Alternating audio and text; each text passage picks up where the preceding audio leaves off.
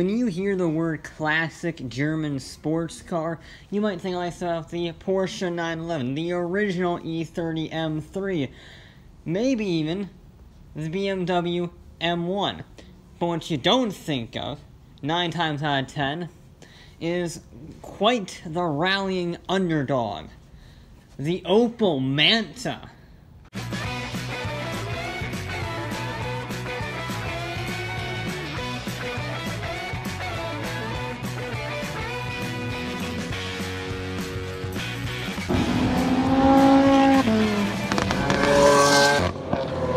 The Manta was first take at a sports car. They had begun in the 60s with their legendary styling Opel GT, and it was a great car. But they wanted to build a proper rear-wheel drive sports coupe, which was becoming more popular in Europe at the time. So they launched one platform share between two models, the Ascana and the Manta. And the main real difference was the class.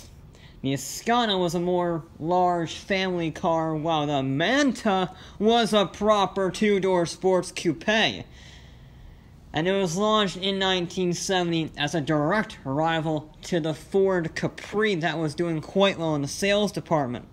Styling was influenced by another GM property, the Corvette Manta Ray concept. It featured a 1.6-liter or a 1.8-liter version of the Opel CIH engine, and it had a max horsepower of 100 horsepower. But the low curb weight and fancy suspension, including tire turning radius, front caster adjustments, and lowered suspension, meant that the 2,100-pound coupe was one of the best handling cars in its class. Despite that low power figure, it was a darn good car to drive. In Europe, it was simply called the Opel Manta. However, here in the States, GM decided to make it a little bit more complex. They sold the Manta through Buick dealerships, which meant that Opel could only sell a very limited amount of makes and models here. We did get a performance version though, which is rare. We actually got a very good performance version called the Rally, which was basically mechanically identical to the fastest Opel Manta I described earlier with the lowered suspension, the camber and such, except it looked the part, with sweet fog lights and black hood. Like a proper race car, that one. And we got even better one in 1975 with Bosch Daytonic fuel injection and lower front splitters. But it didn't save Opel sales in the US because of German currency gaining value. It's complicated business stuff. And GM pulled the plug on Opel in the States. On the other side of the pond, in Germany, Opel had begun experimenting with turbocharging, just like BMW and Porsche in the mid-1970s, with the 156 horsepower Turbo Manta in 1973. But the project was so costly and inefficient that they only made 28 of them before production was scrapped. That did not stop German tuning company Steinmetz.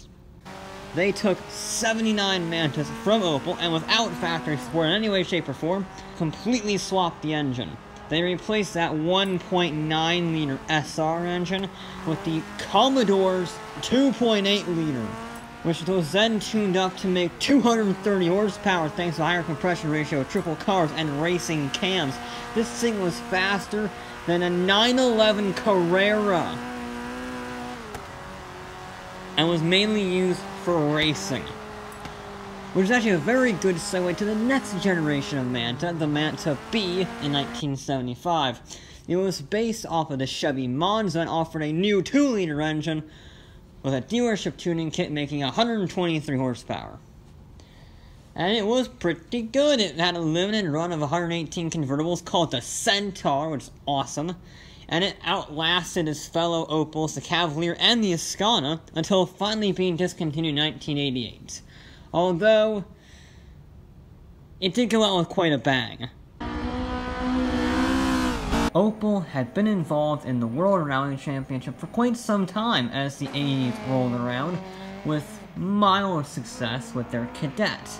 And they decided to go all in with this new platform, which meant making special 400 editions of both the Ascana and the Manta. So they partnered up with German tuner Irmschmer and British engine legend Cosworth to make the Opel Manta B400 and the Opel Ascana 400.